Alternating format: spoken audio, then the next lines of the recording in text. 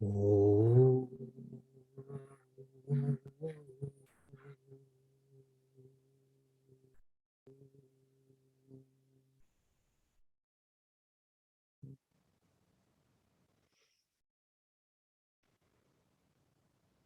Oh.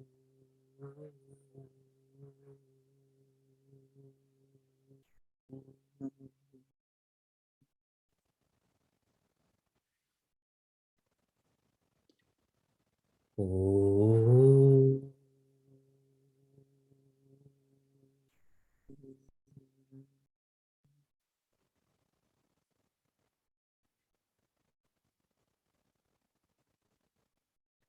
Satchidananda Rupaya Vishvotpatyadi Hetave Tapatraya Vinashaya Shri Krishnaya Vayam Numaha.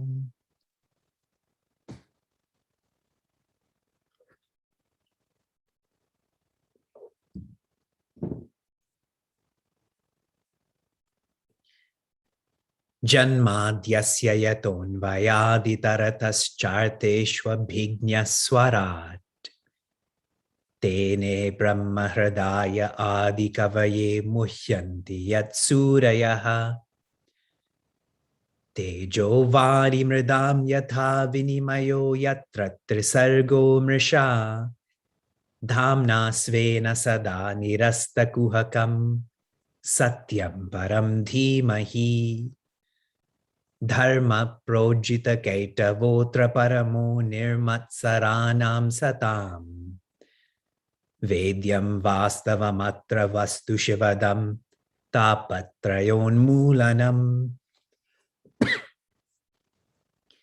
Shrimad Bhagavate Mahamuni Krite Kimba Parerishvaraha Sadyo Hridyavarudhyate Trakritibihi Shushrushubistatkshanat.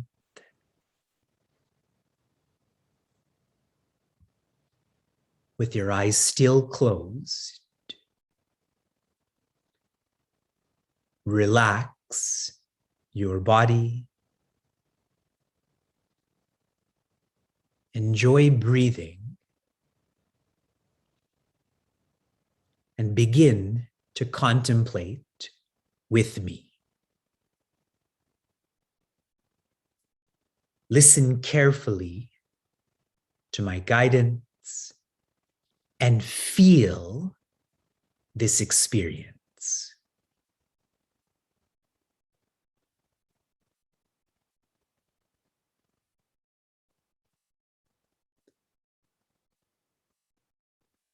You find yourself in a sort of city.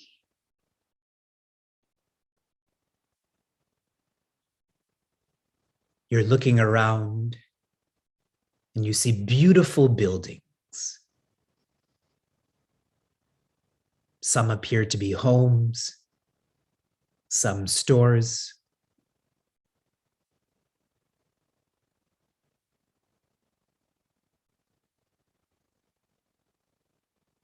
And there are people everywhere,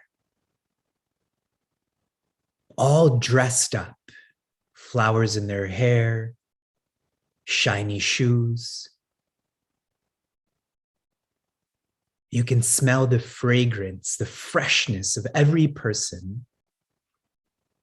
And there's an excitement in the city amongst the citizens. They're all moving into this palace courtyard. You don't know where you are. You don't know anyone here. So you go with the flow. You're following these brilliant people as they walk to this palace.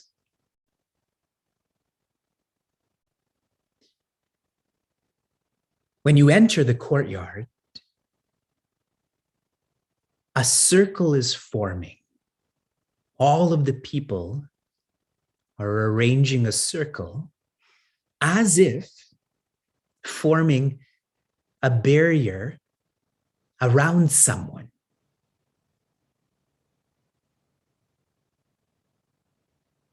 You feel that whoever's in the middle of this circle must be important, must be special.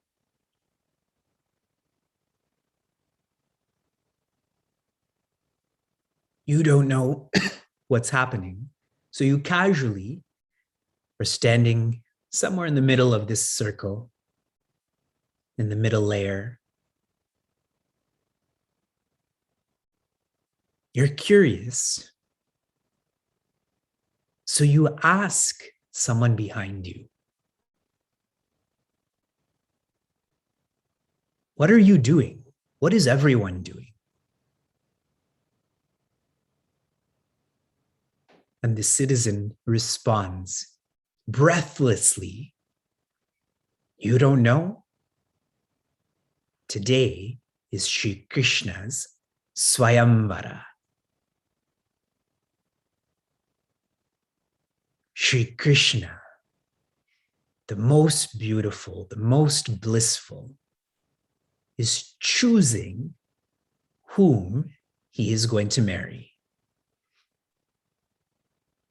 And all of these people, those who are old and young, males and females, even creatures, the cows, the dogs, everyone wants to be married to Sri Krishna.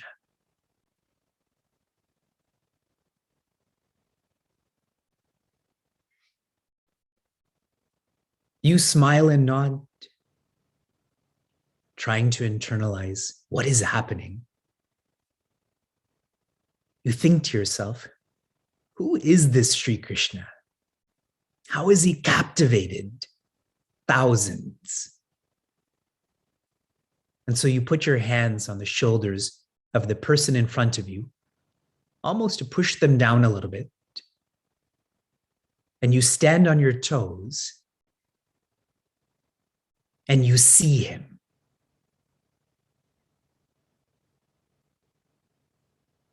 A shining yellow lower cloth.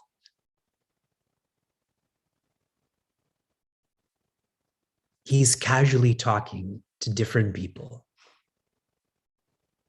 Each person is immersed in his looks, in his words.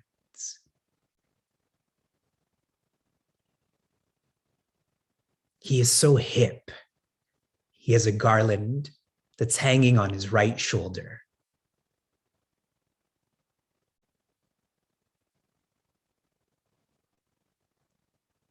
And you notice that he has noticed that all those living in the city are now in the court area, the courtyard.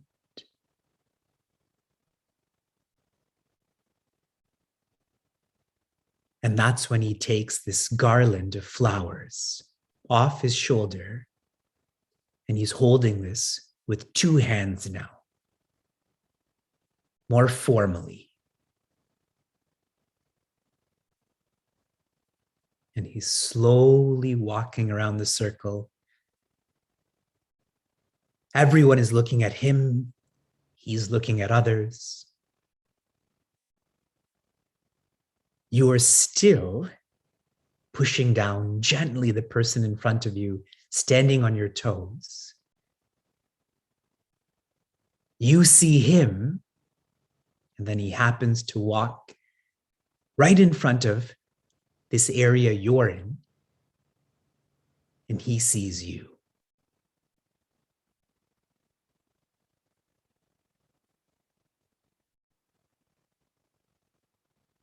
You have never felt so much power, so much peace, so much gratitude, so much generosity than in the experience you're having right now,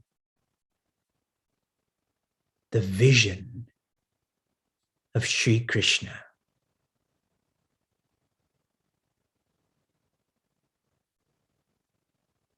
He has stopped moving and he continues to look at you.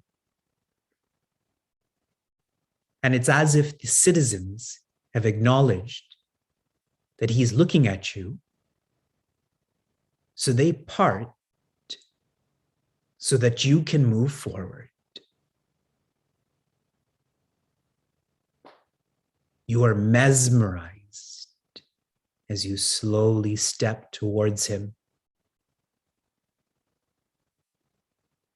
There are no sounds other than your footsteps.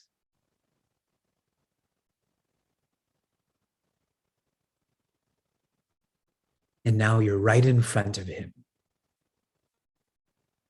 You casually came here not knowing what is happening. And now, every equipment of yours, body, breath, mind, intellect, has been surrendered to this being that is Sri Krishna.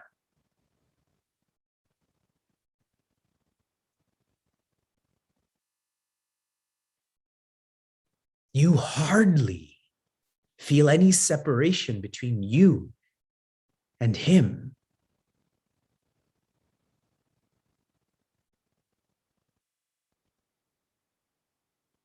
Sri Krishna takes a gentle step towards you, making sure you feel comfortable. You can see his dark blue skin.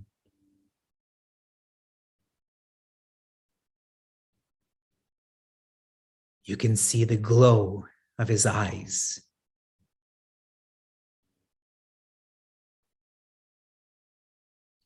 And he leans forward to you. You can feel his heat, his mouth close to your ear. And he kindly, politely says, "Will you marry me?"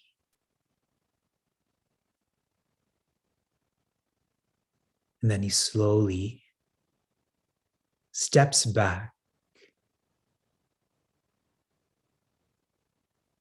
And you can't say anything. Your mouth is sealed.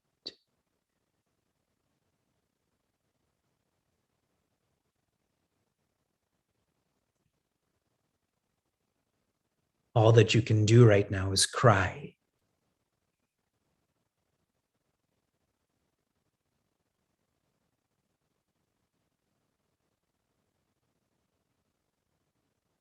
And so Shri Krishna doesn't misinterpret what you're feeling, what your response is.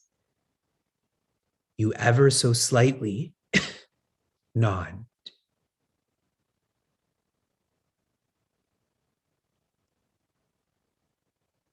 And he smiles even more and courageously, consciously leans forward.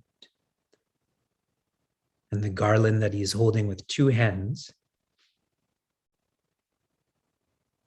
he lovingly lifts over your head,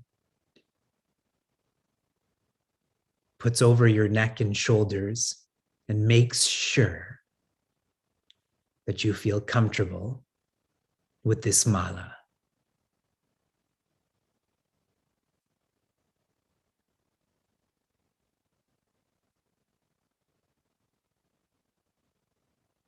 All that you ever thought you were, you have forgotten.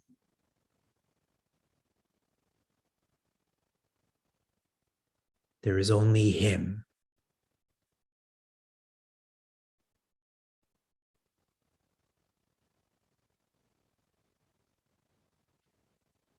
You lean forward now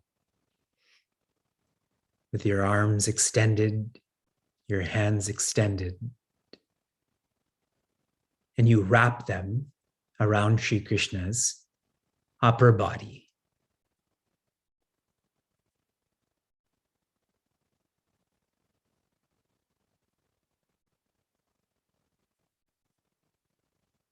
And slowly, steadily,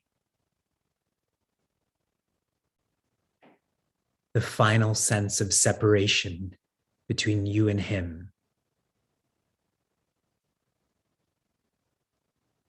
is uplifted, is vivaha.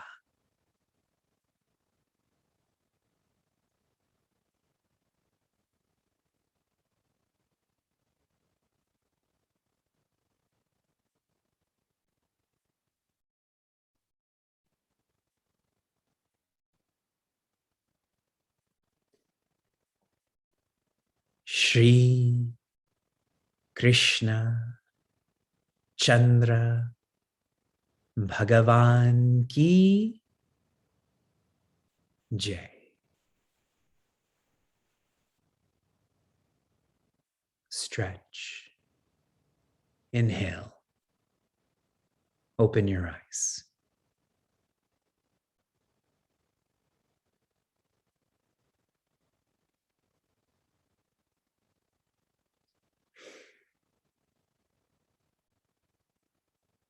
For those who are already married, isn't this marriage so much better? So much more natural.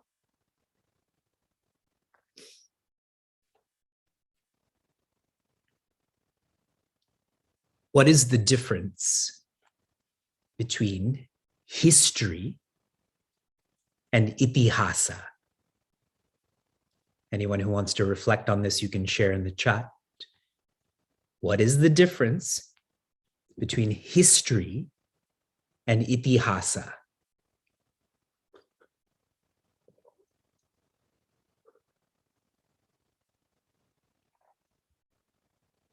The difference is a itihasa, the focus is not on an event or events.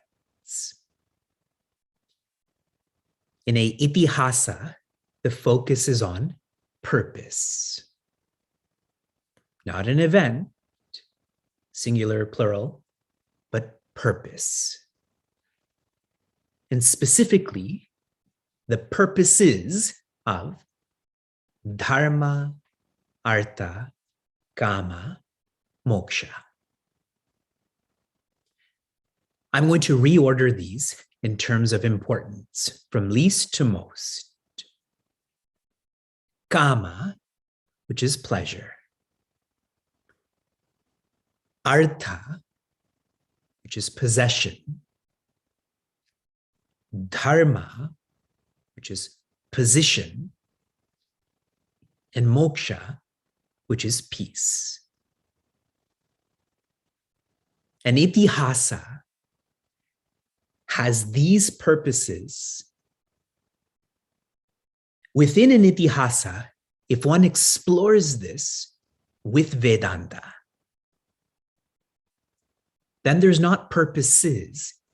There is a singular purpose, which is peace, or moksha in the framework I shared with you.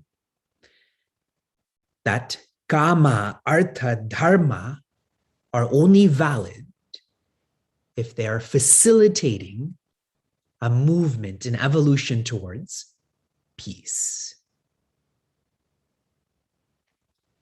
And so what we have been doing together for almost 100 hours. Today is hour 98, our 98th class on Vedanta and Bhagavata, is we're trying to develop being a mumukshu. A mumukshu has one purpose. What is that purpose?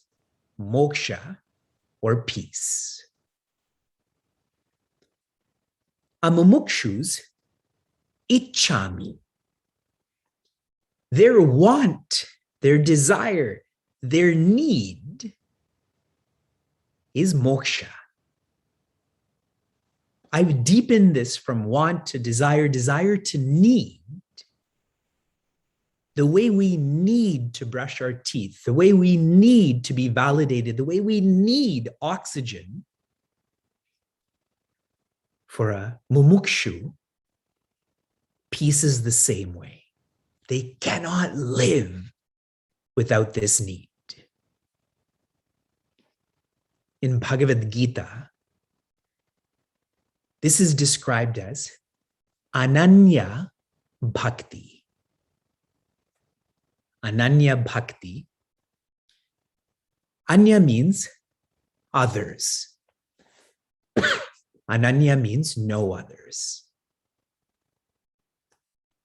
What is holding us back from marrying Bhagavan Krishna is not context, that I'm already married, that I'm a male, etc. What is holding us back is that we want to marry Bhagavan Krishna and others. Others are, it could be a being, it could be position, as long as there is an and, Bhagavan and, we will never marry Bhagavan Krishna. His expectations of us are absolute expectations. And that's why I constantly share with all of you, what should you feel in the classes you're in with me? To have higher expectations of yourself and lower expectations of others. He expects that you will love him, not and, rather only. You will love Bhagavan, you will love moksha only if we can develop this, and we're trying, then we will become a gopi. We will become the section that we're studying right now, Devi. All of the Devis that have engaged in a vivaha with Bhagavan Krishna, this is Ananya Bhakti. This is Mumukshutvam. Some of you may be thinking, what do I do right now? How do I practice this? A way is to be clear that all of the relationships you have in life, not just with beings, but with circumstances and articles also, they should only be interdependent. There should only be an interdependence. I depend on you and you depend on me functionally. I depend on my coordinators to functionally facilitate the technology. Our relationship, or the way Swami Chinmaya would describe this is the right contact, the sense of interdependence, and to never allow oneself to succumb to dependence. But if I'm not clear about interdependence, I naturally will devolve for this to become dependence. And that's what's happened to most of us. The lack of clarity. And what's so tight about this message, when Sri Lakshmana asks Bhagavan Rama, what is bhakti? You don't think that Sri Lakshmana already knows. Bhagavan Rama's response is dependence. Dependence. When one depends on Bhagavan, that is what bhakti is. When I depend on Bhagavan Krishna, all my other relationships will be clearly interdependent because I have one dependence in my life. My sole support is Bhagavan Krishna.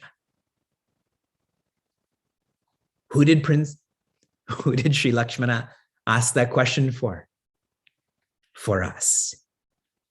He has already been living like that, no? He never stopped looking at Bhagavan Rama, leave alone stop thinking about him.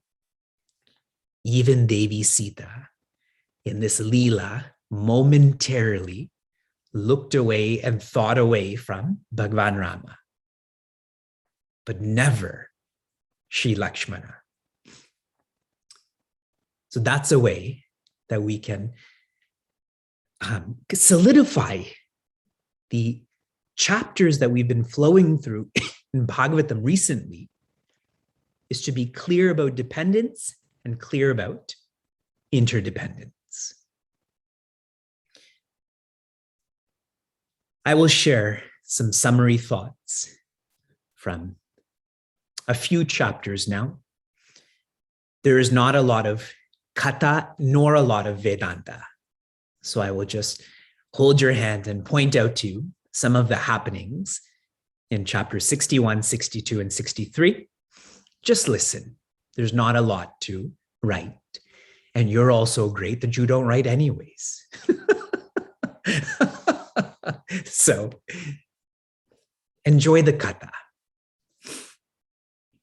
In chapter 61, you all do remember chapter 60 was the dialogue between Bhagavati Rukmini and Bhagwan Krishna, where Bhagwan Krishna is testing her mumukshutvam, and she passed.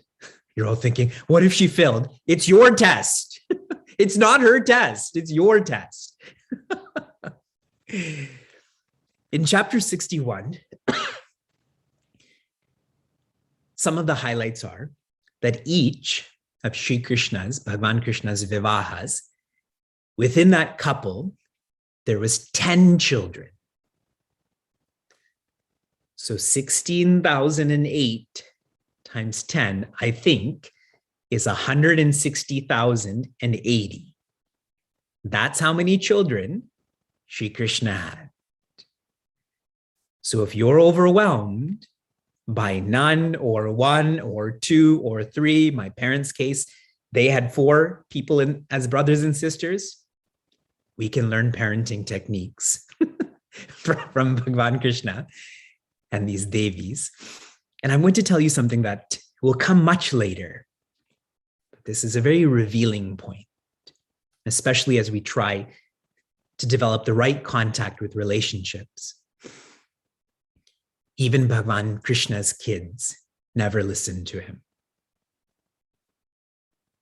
At the end of the Mahabharata, the end of Bhagavatam, it's a very tragic happening where Bhagwan Krishna has to be instrumental in the destruction of his own children because they didn't listen. So if your children don't listen, don't feel bad. If Bhagwan says and they don't do, who are we to expect our children to listen to us? Each of Bhagwan Krishna's Devis felt like Bhagwan was with them only. See the Ananya Bhakti? They loved him only, so they felt like he loved them only.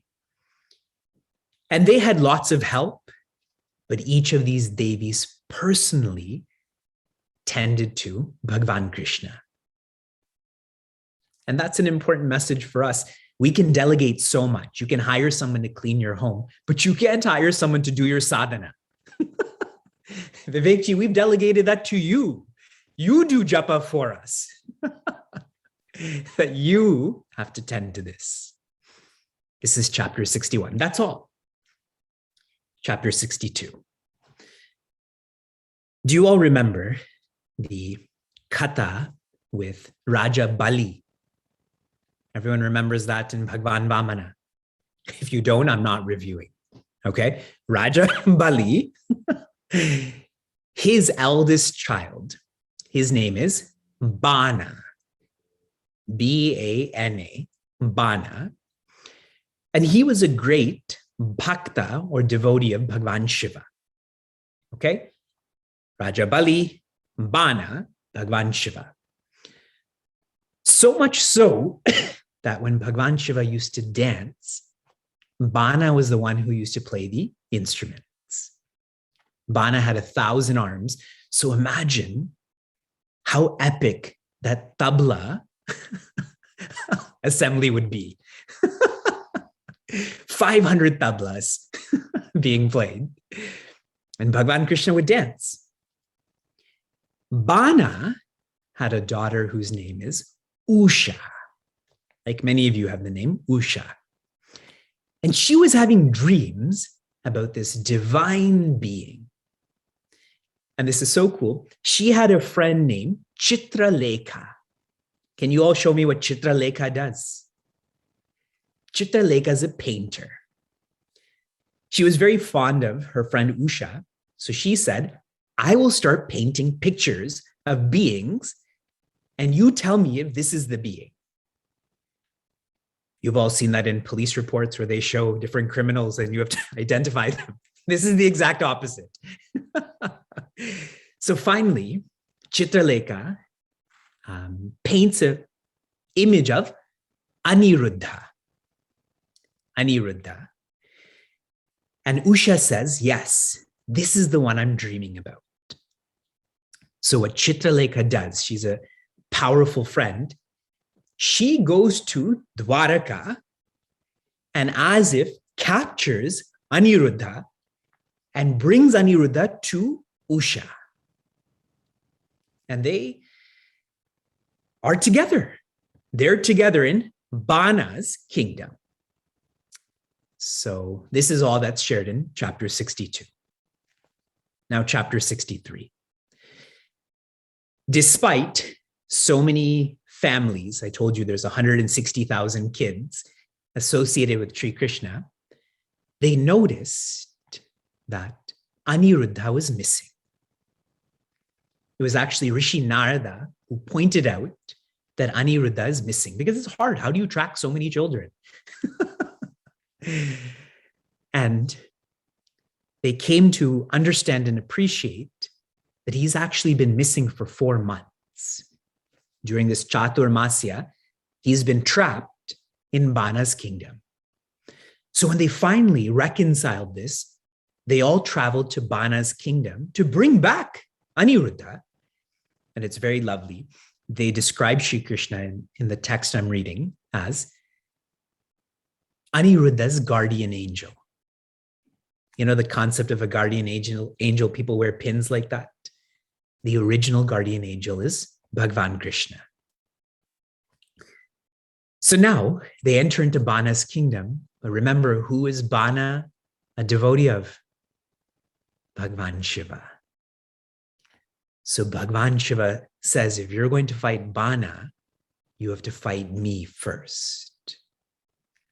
In chapter 63 of the 10th section, there are many details of Bhagavan Krishna and Bhagavan Shiva fighting each other. Sounds like Hinduism, no? The Vaishnavas and the Shaivites fighting each other.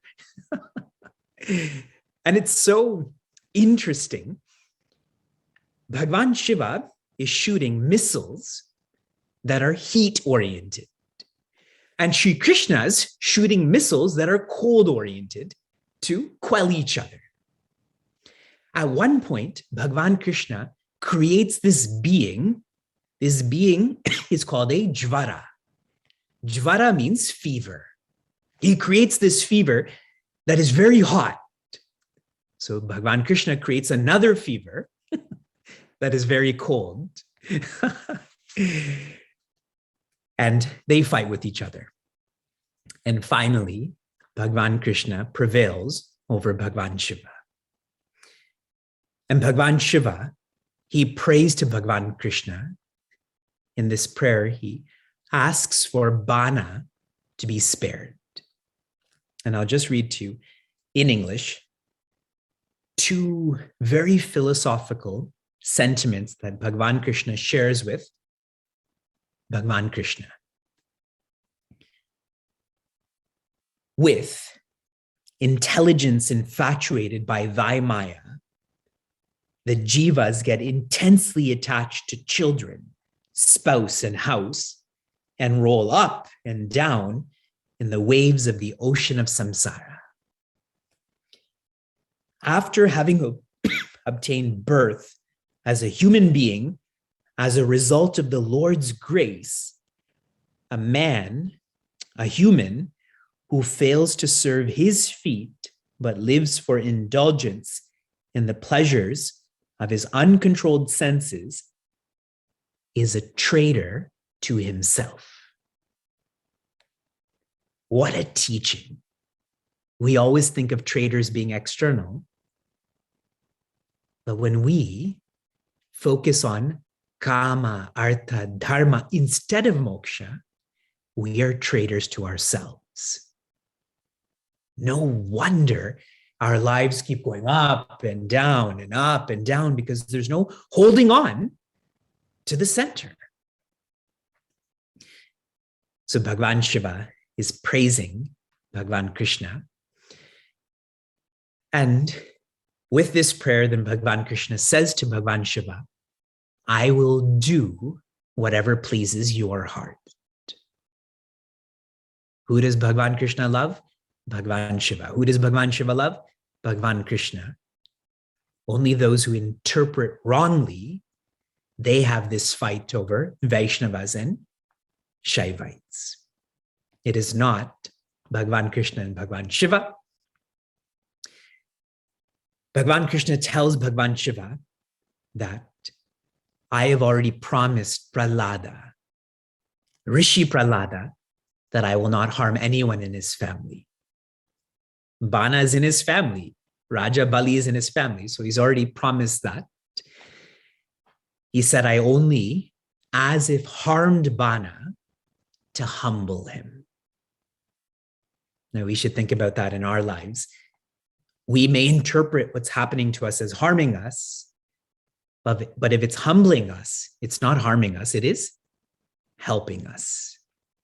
And so Bhagavan Krishna cut off 9,996. Did I say 10,000? 9,000. Sorry, 1,000. So Bhagavan Krishna cut off 996 arms of Bana, but let him keep 4. And said, no one will be able to remove these 4 arms from you. And see the subtlety in these numbers. Bana had pride that he had 1,000 arms, correct? But Sri Krishna or Bhagavan Krishna didn't take all of them away. He said, you keep these 4, but remember why these 4 remain. Because of Bhagavan Krishna's grace. So for us to, irrespective of the hardship that comes into your life, that is not harming you, it is helping you. Orient yourself to realizing that this is helping you. Oh.